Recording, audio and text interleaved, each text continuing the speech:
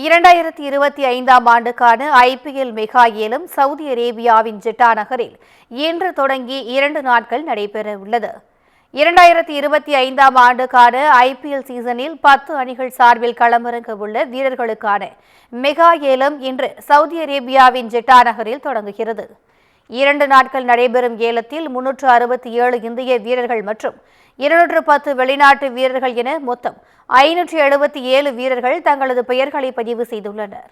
இதில் இந்தியாவின் நட்சத்திர வீரர்களான ஸ்ரேயாஸ் ஐயர், ரிஷப் பந்த், KL ராகுல் உள்ளிட்டோரின் பெயர்களும், Jos Buttler, Mitchell Starc, Liam Livingstone உள்ளிட்ட வெளிநாட்டு வீரர்களின் பெயர்களும் இடம்பெற்றுள்ளன.